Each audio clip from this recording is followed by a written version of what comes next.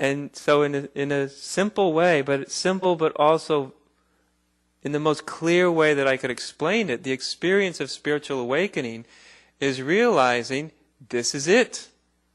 You're it, they're it, this is it. It's all, or if you wanted to be religious about it, it would be the realization that everything is God. If you wanted to be unspiritual about it or unreligious but just spiritual, you'd realize everything is spirit. If you wanted to be even less spiritual than that, you just realize, my God, this is it. Everything's it. Whatever it is, everything is it. Of a single nature, underneath the level of appearances. That's the realization. Everything is it. And I've never met anybody that's had this realization that wasn't surprised by it, even if they've heard about it 100 times. Because when at once you see it, it's so different. And only then do you realize how deep was the viewpoint that this isn't it. But as soon as your eyes open spiritually and you realize this is it. This is the one. Everything is the one. I am the one. You are the one. They are the one. This is the one. There's only the one.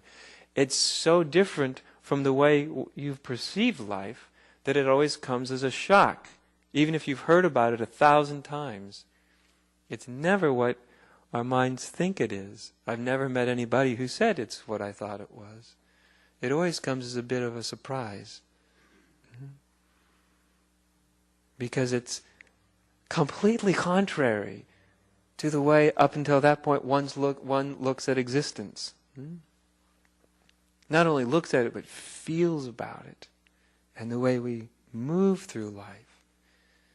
And what motivates us.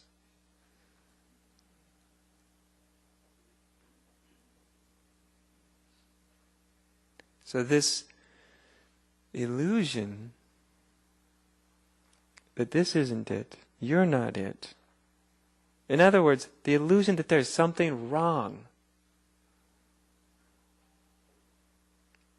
This is the illusion that spirituality is trying to see through, and the only cure for it is a direct perception of reality. That's the cure. Reality wakes up. Of course, it's not you that wakes up. It's not me that wakes up. Reality wakes up. That's what wakes up. The one wakes up. Of course, the one wants to wake up. Right? You and me and everything that's around us is born out of the realities, or we could say the universe's desire to experience itself. So the universe wants to experience itself as a human being. You are born out of that desire. Wants to experience itself a tree. So a tree is born out of that desire. It wants to experience itself as a human being that thinks that something's wrong.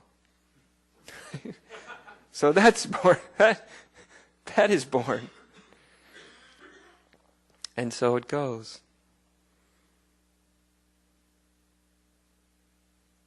And of course within it all is this drive always to move back to truth, to true nature. That's why everything and everybody has an instinctual drive towards happiness. People want to be happy. Dogs and cats and rats and caterpillars want to be happy. Every living thing wants to be happy. That's actually the drive of truth back to itself, because the only thing that brings happiness is the truth, is the realization of our true nature.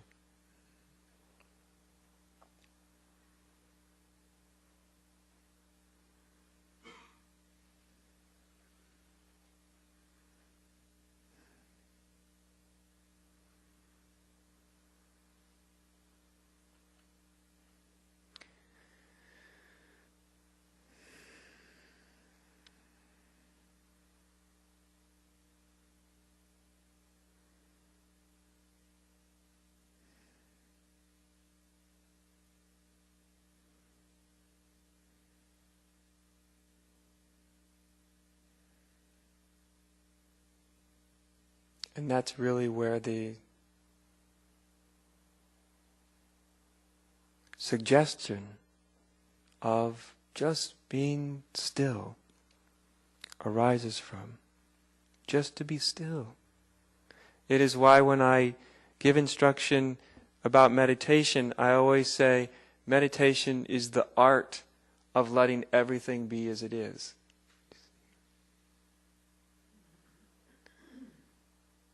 The first thing you have to suspend, if only temporarily, to let everything be as it is your belief that it is not the way it should be. Right? So most meditators, they meditate, and their meditation is a reflection that the way it is not the way it's supposed to be. And so my meditation is going to change it into the way that it's supposed to be. Right? Great way to enter into sort of all sorts of whacked out spiritual states. Which have nothing to do with reality. They have everything to do with whacked out spiritual states. So if you want to enter whacked out spiritual states, hold on to the belief that there's a problem. Use meditation as a means to solving the problem, and you'll get your consciousness into all sorts of weird, warped places.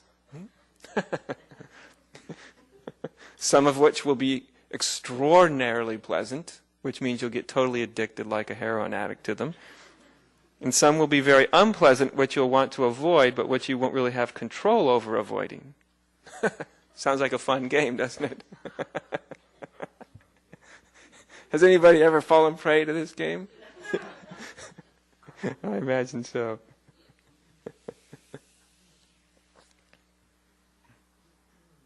But it's why I suggest in true meditation, the first thing is let everything be as it is. Why would I suggest to people to let everything to be as it is? Well, only because I know that there's no problem.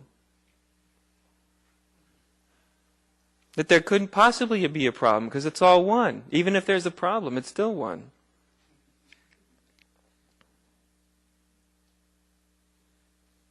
And one of the only ways to realize that it's all one is to stop insisting that everything's a problem.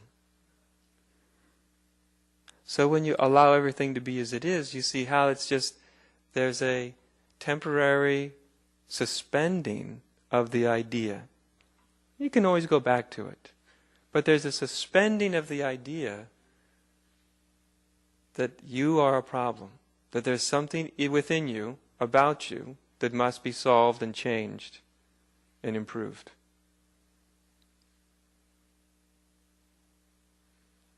Must be a suspension of that idea to even have a moment of allowing everything to be as it is.